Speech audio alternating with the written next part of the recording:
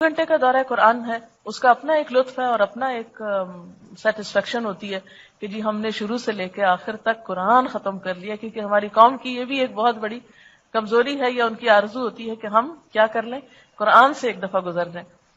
جب ختم ہوتا ہے پھر ہمیں لگتا ہے آج ہماری دعا قبول ہونی ہے اور آج ہی سب کچھ ملنا ہے ہم کو۔ خیر ہے تو ایک حقیقت ہے کہ قرآن کے ختم پہ ہوتی ہے قبول۔ تو اس کے لیے پھر کیا ہے کہ آپ ایک پارہ سلیکٹ کریں۔ عموماً یہ ہوتا رہا ہے گزشتہ سالوں میں کہ ہم ایک آدھ رات لوگوں سے لے لیتے تھے، طاق رات، جس میں ایک ایک سپارہ ساتھ ہو جاتا تھا نوافل کے علاوہ۔ اس طرح 30 روزے عام طور پر نہیں بنتے تو 29 دن رہ جاتے ہیں، ایک سپارہ ایکسٹرا ہو گیا۔ لوگ عید پر جانا چاہتے ہیں، یہاں تو کراچی میں اتنا مسئلہ نہیں، لیکن پنجاب میں اور خصوصاً اسلام آباد میں یہ مسئلہ اتنا گمبھیر ہے کہ اسلام آباد سب کا کوئی بنیادی ٹھکانہ نہیں، سب لوگ کہیں کہیں اور سے ہی آ کے وہاں جڑے ہوئے ہیں، تو وہ اپنے اپنے علاقوں میں شہروں میں عید منانے چلے جاتے ہیں۔ چھٹیاں ہوتی ہیں، لوگ اپنے رشتہ داروں سے جا کے ملتے ہیں، تو اس کا بھی ایک وہ پریشر ہوتا تھا کہ آپ کو جلدی ختم کر دیں، ہم نے جانا ہے، ہم دعا میں شریک ہونا چاہتے ہیں، اس لیے جلدی ختم کریں۔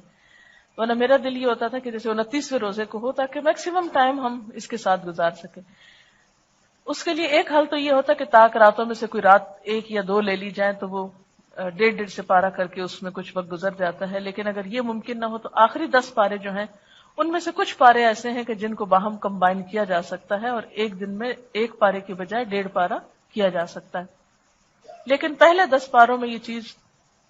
عموماً ممکن نہیں ہوتی، کیونکہ آپ کو معلوم ہے اس میں احکام کی آیات ہیں، مدنی صورتیں ہیں زیادہ، اور وہ بہت طویل صورتیں ہیں اور طویل احکامات اس میں آ جاتے ہیں، تو اس کو 1.5 سپارہ آپ نہیں کر سکتے۔ دوسرے حصے میں بھی آپ دیکھ رہے ہیں کہ سورت یوسف ہے، اور پھر سورت جو ہے بنی اسرائیل ہے، سورت کہف آپ نے ابھی پڑھی نہیں لیکن وہ بہت طویل ہے وہ بھی۔ تو یہ صورتیں جو ہے یہ خود ٹائم ٹیکنگ ہے، ان کے اندر بھی بہت میٹر ہے، جس کی وجہ سے پھر آپ نہیں آگے سورت نور آ جاتی ہے، اس میں بھی بہت لینتھی ہے وہ بھی صورت۔ اس طرح پھر آپ دوسرے اشرے کو بھی نہیں ڈیوائیڈ کر سکتے، لیکن تیسرے اشرے میں عام طور پر خلاصہ ہے قرآن پاک کا، جو احکامات آپ 20 پاروں میں پڑھ چکے ہیں وہ آلموسٹ 10 پاروں میں دوبارہ ان کی ریویژن ہو جاتی ہے،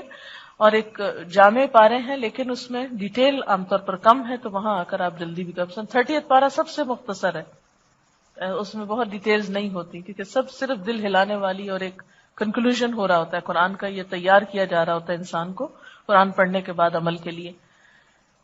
لیکن ایک پارہ ایوریج اگر ہم شروع کریں تو اس میں یہ ہوتا ہے کہ 2 گھنٹے کم از کم لگتے ہیں، اور ان 2 گھنٹوں میں کرنا یہ ہوتا ہے۔ اچھا ایک اور چیز یہ کہ شروع کرنے سے پہلے آپ ضرور اپنی نیت کا جائزہ لیں کہ میں کیوں شروع کر رہی ہوں اور میرا مقصد کیا ہے۔ نیت تو ساروں کو پتا اللہ کے لیے، لیکن پھر بھی ذرا تازہ کر لی جائے، جھاڑ پھٹک کر کے ذرا سی چمکا لی جائے تو اچھی ہوتی ہے، کیونکہ اس پہ پھر کوئی گرد و غبار آ ہی جاتا ہے کبھی۔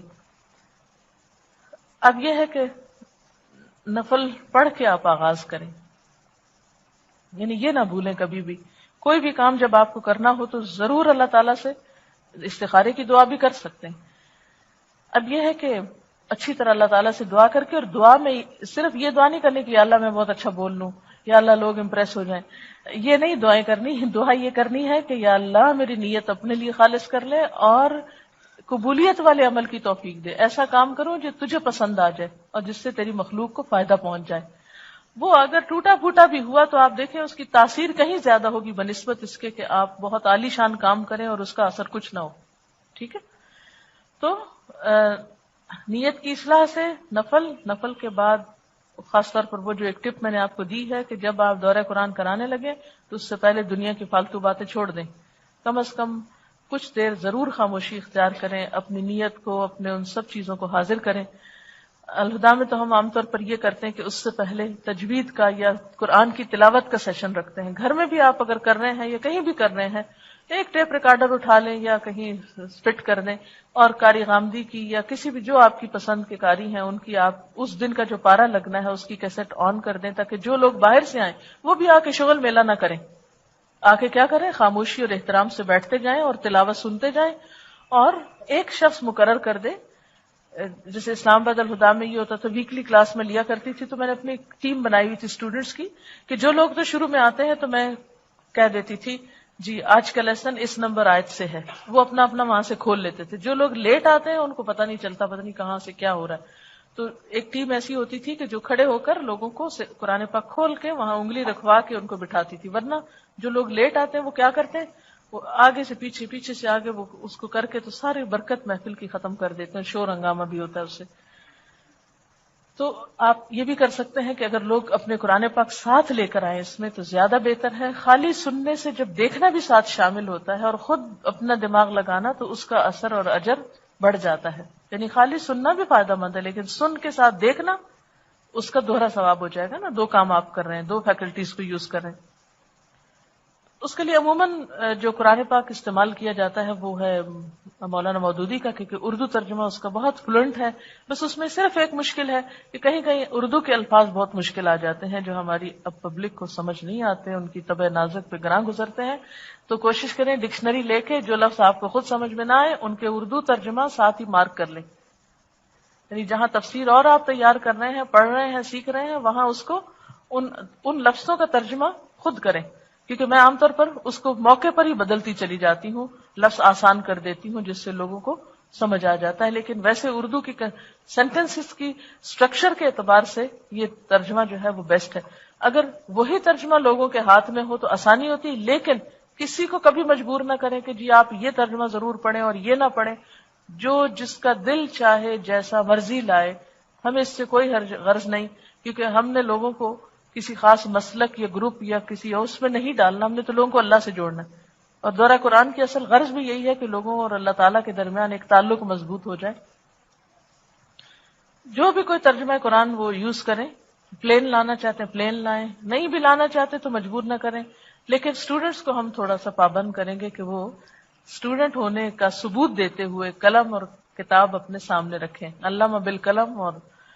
الرحمن علم القرآن خلق الانسان علمہ البیان، تو وہ قرآن آپ کے سامنے بھی ہونا چاہیے، تبھی تعلیم بھی ہوتی۔ اب یہ ہے کہ تلاوت لگی ہوگی، ایک پورا ایٹماسفیئر کریٹ ہوگا، لوگ آتے جائیں گے، لائنوں میں بیٹھتے جائیں گے۔ اگر کوئی خرابی آپ دیکھیں تو یہ نہیں کریں، اپنے عمل سے ثابت کریں کہ آپ قرآن کا احترام کرتے ہیں۔ بعض لوگوں کو میں نے دیکھا ہوتا ہے تلاوت لگی ہوتی ہے اور ساتھ کیا شروع کر دیتے ہیں، باتیں شروع کر دیتے، لوگوں کو انسٹرکشنز دینا شروع کر دیتے ہیں، ذرا پلیز آگے آگے ہو جائیے، اگر آپ نے کرنا ہے لوگوں کو تو ذرا اس کو آف کر دیجیے۔ جو لوگ قرآن پڑھ کے پھر قرآن کا ادب نہیں کرتے، وہ قرآن کی تعلیم کو یا مقصد کو پھر نقصان دیتے ہیں۔ تو اس لیے